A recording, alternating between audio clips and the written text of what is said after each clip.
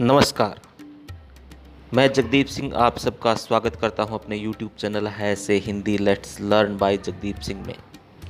दोस्तों, आज हम बात करेंगे भाषा, व्याकरण और वर्ण विचार की।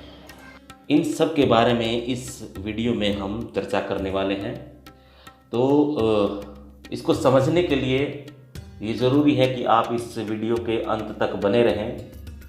अगर अभी तक आपने हमारे चैनल को सब्सक्राइब नहीं किया है, ह से Hindi let's learn by Jagdeep Singh को अगर किसी ने सब्सक्राइब नहीं किया है तो आप अभी इसको सब्सक्राइब कर सकते हैं। भविष्य में भी आपको हर नई वीडियो की जानकारी मिलती रहे, इसके लिए बेल आइकन भी आप दबा सकते हैं।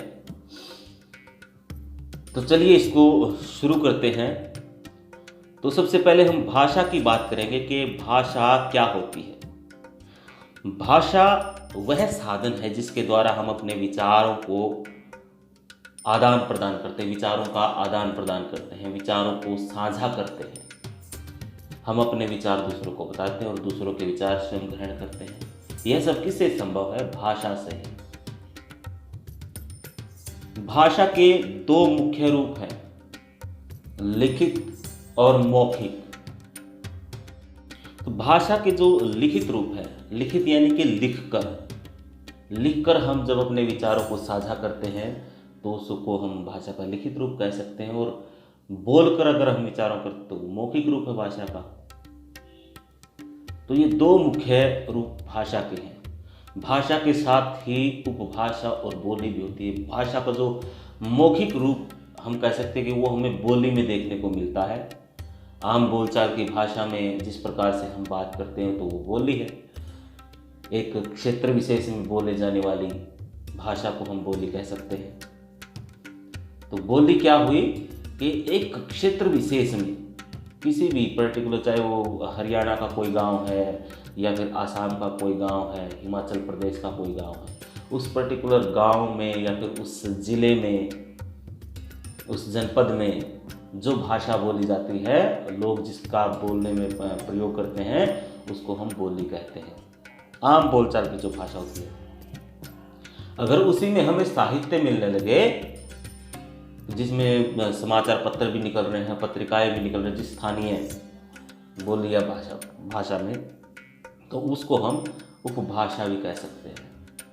यानी कि उपभाषा क्या है? बोली का एक प्रकार से साहित्यिक रूप है। भाषा तो फिर बड़े फलक पर हम कह सकते हैं कि भाषा जो है वो संचार का एक प्रकार से साधन है, कम्युनिकेशन का एक साधन है, विचारों के आदान प्रदान करने का एक तरीका है। वो भाषा के जरिए संभव होता है। अब ये भाषा सही है या गलत है, शुद्ध रूप में है कि नहीं है,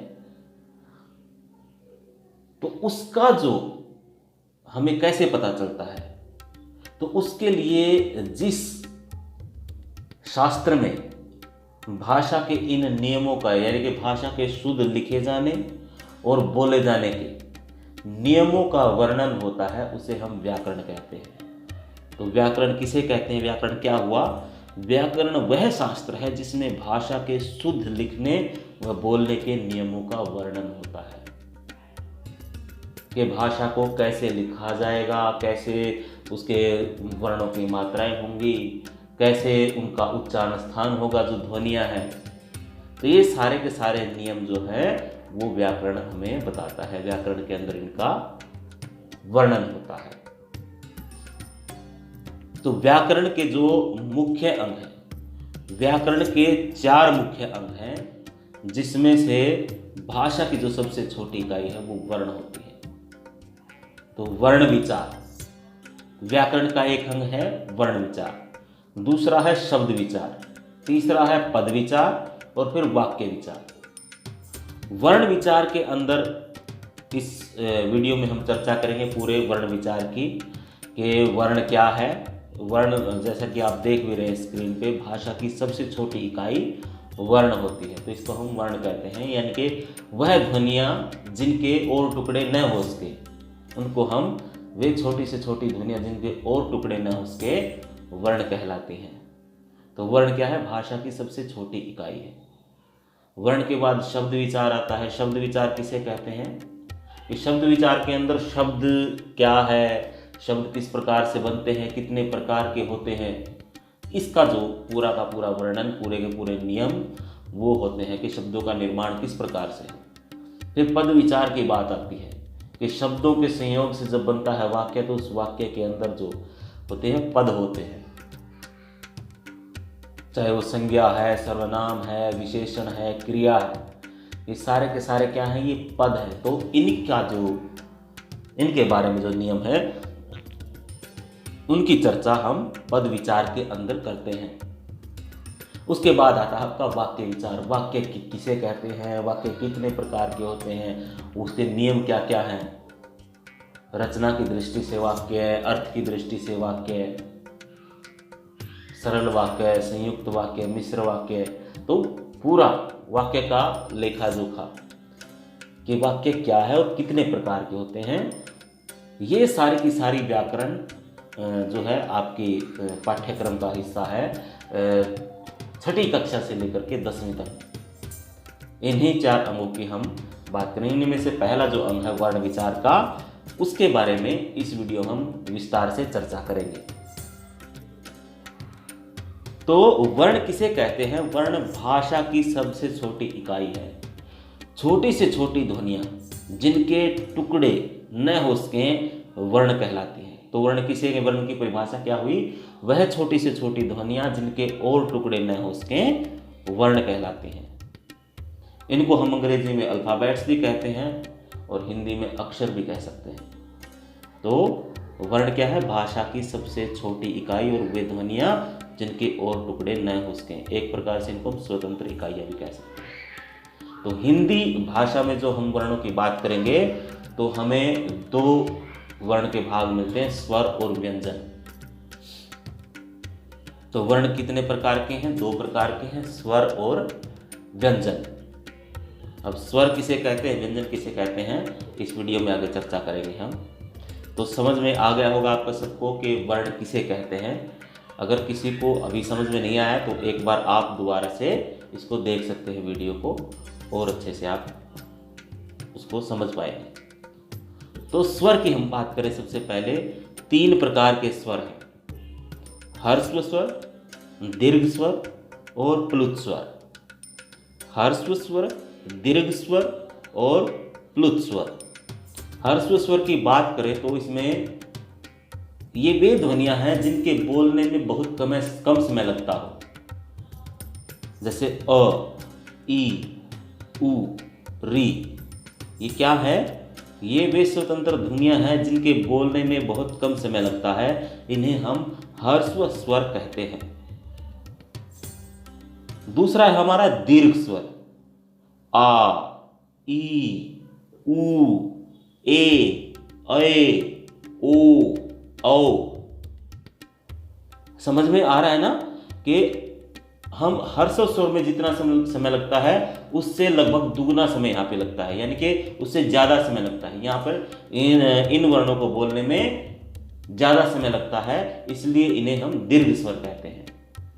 दूसरा, इनको हम संयुक्त स्वर भी कह सकते हैं, और जो ह्रस्व स्वर होते हैं हमारे अ, ई, उ, री, इनको हम मूल स्वर भी कहते हैं, और दीर्घ स्वर को संयुक्त स्वर भी कहते हैं, क्योंकि जब हम अ और अ को मिलाते हैं तो आ बनता है, और छोटी ई और छोटी ई को मिलाते हैं तो बड़ी ई बनती है, छोटे ऊ और छोटे ऊ को मिलाते हैं तो बड़ा ऊ बनता है।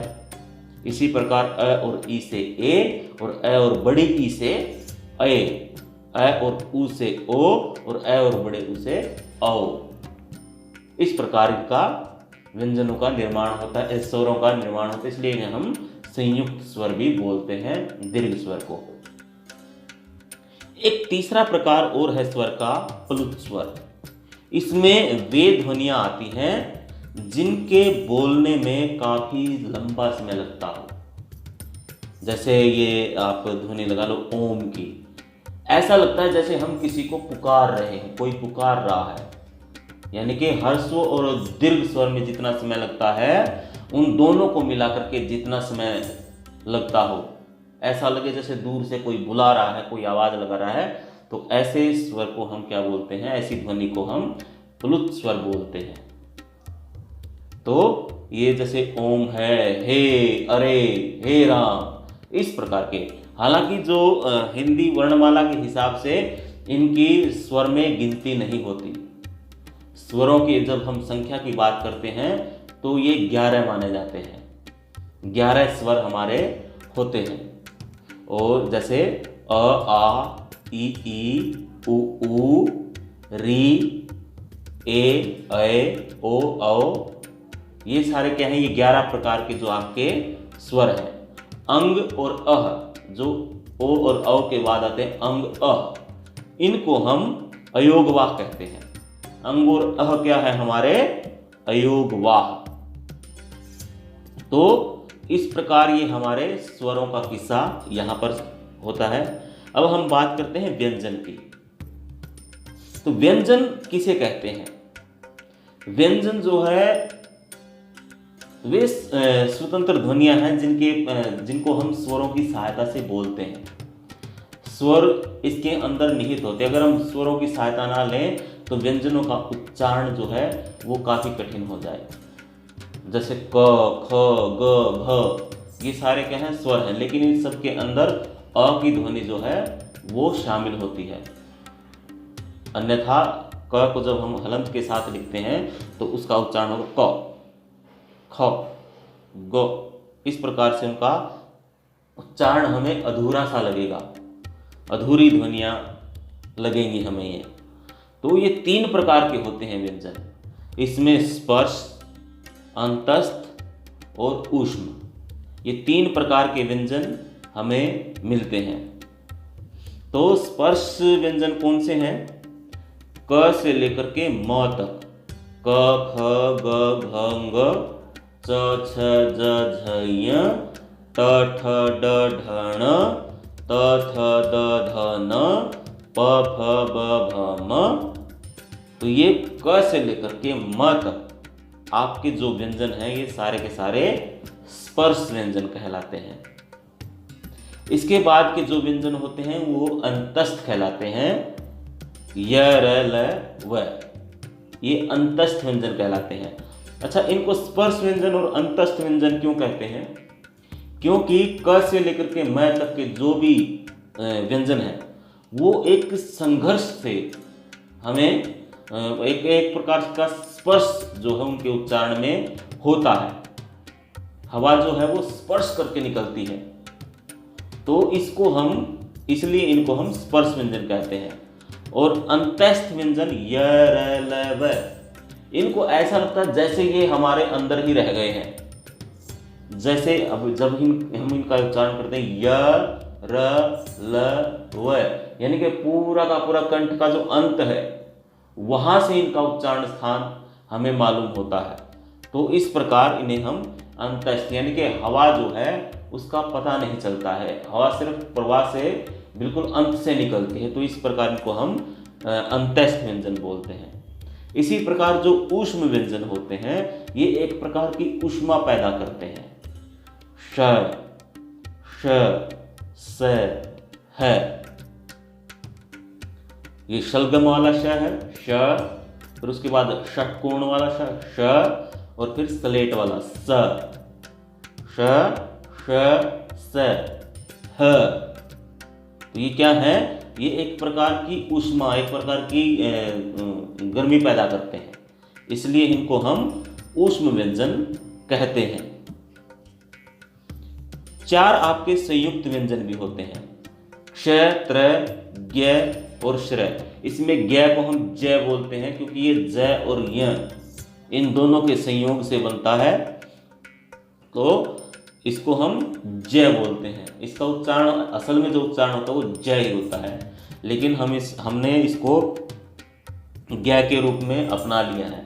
हम ज्ञान ही बोलते हैं, ज्ञान नहीं बोलते हैं, ज्ञानी बोलते हैं, ज्ञानी नहीं बोलते हैं, अज्ञान नहीं बोलते, अज्ञान ही बोलते हैं। तो ये हमने ज्ञ के रूप में ही स्वीकार कर लिया है, इसका जो उचित उच्चारण है वो ज होता है। तो इस प्रकार ये आपके संयुक्त व्यंजन हैं। इसमें आपके जो क से लेकर के मैं तक हैं उनके अंदर 2 आपके मानक व्यंजन भी होते हैं जिन्हें व्यंजन मान लिया गया है। अड़ और ढ, जो हमारे ट ठ ड जो मूर्धन्य होते हैं ट ठ ड ढ, उसमें जो ड और ढ हैं उनका जो मानक, जिनके नीचे बिंदी होती है, अक्सर आप देखते हो घोड़े के अंदर जो अड़ा होता है वो ड नहीं है, अड़ा है। तो वो अड़ा जो है, या फिर क ख ग घ ङ, बहुत सारे लोग इस अंग को अड़ा मानते हैं, जबकि इसका जो उच्चारण है अनुस्वार ही अंग है, अड़ा नहीं है। अड़ा के नीचे बिंदी होती है और अंग में पीछे बिंदी होती है, तो ये फर्क है। तो ये जो दो हैं मानक व्यंजन भी होते हैं। अब हम उच्चारण के आधार पे हम इसको देखेंगे, तो हमारे जो कंठ से जो ध्वनियाँ निकलती हैं, जिनको हम कंठ से बोलते हैं, कंठ्या बोलते हैं, अ आ अह क ख ग घ ह, ये सारे क्या हैं, ये कंठ से इनका उच्चारण होता है, तो इनको हम कंठ्या बोलते हैं। ई ई च छ ज झ य श, इन सब का जो उच्चारण का स्थान है वो हमारा तालु है, तो इसलिए इनको तालु से उच्चारित होने के कारण इनको हम तालव्य बोलते हैं, क्योंकि हमारे जिह्वा जो है वो तालु के साथ स्पर्श करती है, तालु का स्पर्श करती है इनको बोलते हुए, तो ये इनका उच्चारण स्थान हुआ तालु, तो इस कारण इनको हम बोलते हैं तालव्य। फिर है मूर्धन्य। कौन कौन से हैं मूर्धन्य आपके? री, ट, ठ, ड, ढ, ड़, ढ, र, श, ये सारे क्या हैं, ये आपके मूर्धन्य हैं, मूर्धन्य वर्ण हैं। तो इनको हम, क्योंकि मूर्धा से इनका जो उच्चारण हमारा हो रहा है, मूर्धा कहाँ पे है? री, ट, ट, आप जहाँ पर आपकी जिह्वा टच करती है ट को बोलते हुए, ट का उच्चारण करें, ठ का करें, ड का करें, ढ का करें, तो जब उच्चारण के समय जिह्वा जगह पर टकराती है वो स्थान आपका मूर्धा है। और ई च छ, इसमें जहां पर जिह्वा टकराती है वह आपका तालु है। तो ये हो गए मूर्धन्य, तालव्य और कंठ्य। अब इसके बाद आते हैं हमारे दंत्य, ओष्ठ्य और नासिक्य। दंत्य कौन से हैं? त, थ, द, ध, ल, स, ये क्या है? ये दंत्य कहलाते हैं, क्योंकि दांतों के सहायता से इनका उच्चारण हो रहा है, हमारी जिह्वा दांतों से स्पर्श करती है। त, थ, द, अगर दांतों को ना लगाए तो इनका उच्चारण ना होगा, तो इसी कारण इनको हम दंत्य बोलते हैं। इसी प्रकार होठों को जिनमें आकार मिलता है उनको हम ओष्ठ्य बोलते हैं, जैसे उ, प, ह, ब, भ, इनमें होठों की सहायता लेनी पड़ती है, इसलिए इनको हम ओष्ठ्य बोलते हैं। नासिक्य कौन से? जिनकी ध्वनि नासिका से निकलती है, जैसे अंग, अंग, य, ण, न, म, तो इस प्रकार की जो सारे के सारे ये वर्ण क्या हैं, ये आपके नासिक्य कहलाते हैं। इसके बाद कुछ ऐसे वर्ण भी हैं जिनका मतलब दो दो चीजों की जिनमें मदद लेनी पड़ती है, जैसे व, इसमें हमें दांतों की भी सहायता लेनी है और होठों की भी। दांत और होठ दोनों की सहायता से इसका उच्चारण संभव होता है व का। तो इस प्रकार ये क्या हुआ? यह है दंत ओष्ठ्य, यानी कि दांत और होठों से मिलाकर जिनका उच्चारण होता है उसको हम बोलेंगे दंतोष्ठ्य। तो ये हुआ व। इसी प्रकार ओ और औ, ये हुए हमारे कंठोष्ठ्य। कंठ और होठ इन दोनों की मदद से इनका उच्चारण होता है।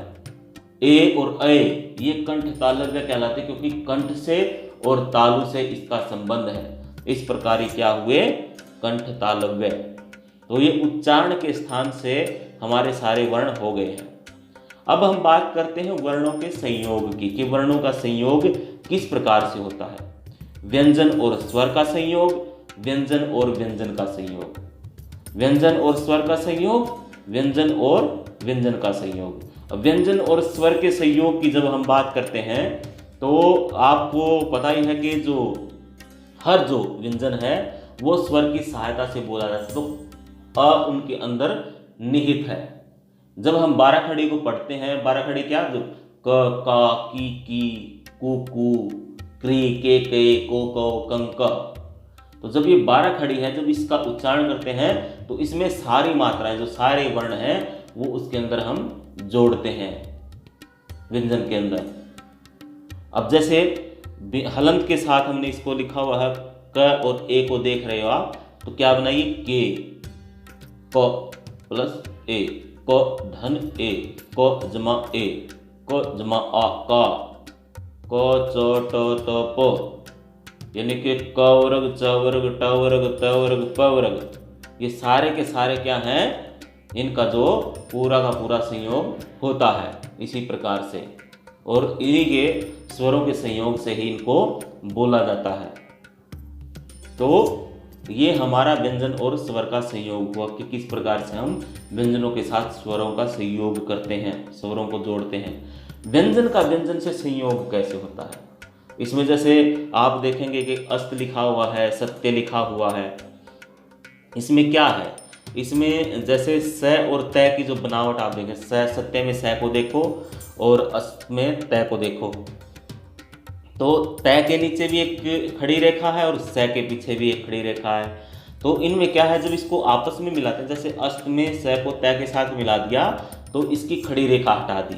इसी प्रकार सत्य में तय को य के साथ मिलाया है तो इसकी खड़ी रेखा हटा दी गई है। तो इसको हम पाई भी बोलते हैं कि जो खड़ी पाई है ये हटा दी जाती है जब एक दूसरे व्यंजन के साथ उनको एक साथ लेके आ जाता है। तो जिन व्यंजनों के पीछे ये खड़ी पाई होती है।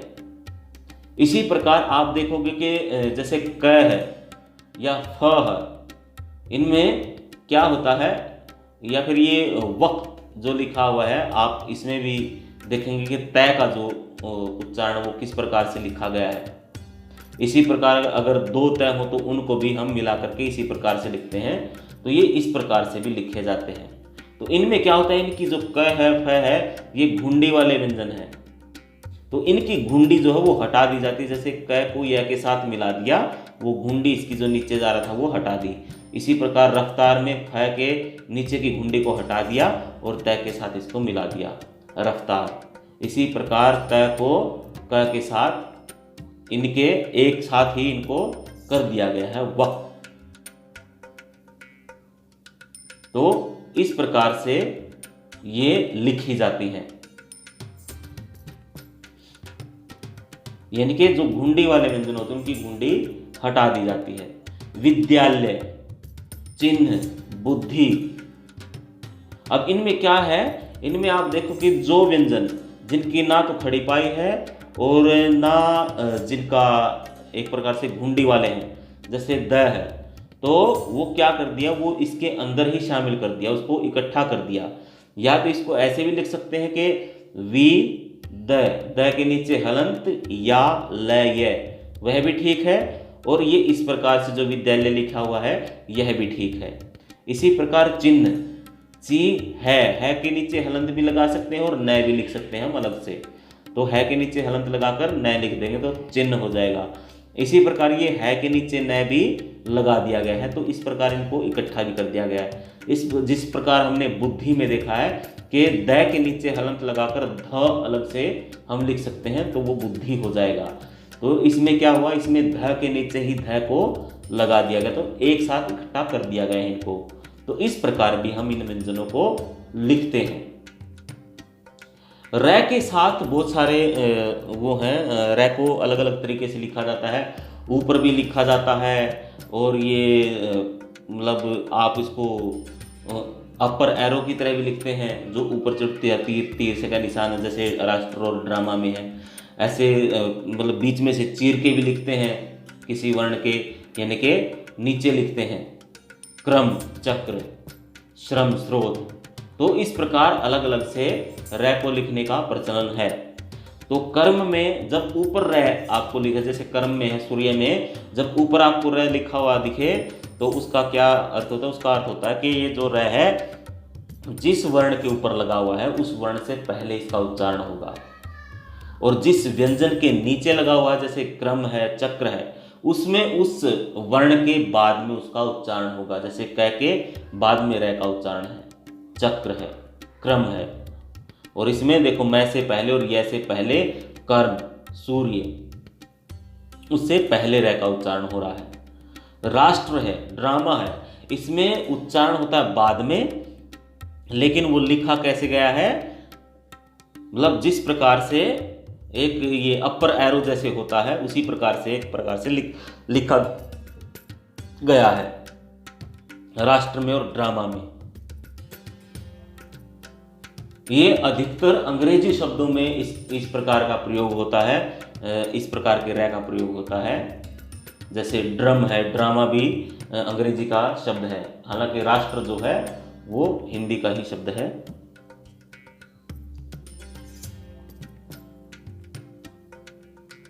इसी प्रकार श के साथ रै मिलाने पर वो श्रय को बना देता है, और जो हमारा स्लेट वाला स है इसके अंदर रै को मिलाने से भी वो श्रय बनाता है। तो एक श्रम बनता है हमारा और एक उनका स्रोत। श्रम बोलते हैं हम परिश्रम को, मेहनत को, और स्रोत बोलते हैं साधन को। तो ये रै जो है अलग अलग रूपों में प्रयोग होता है। तो ये एक प्रकार से आपका वर्ण विचार का विषय था हमारा। उम्मीद करता हूँ, आशा करता हूँ आप सबको यह ठीक से समझ में आ गया होगा।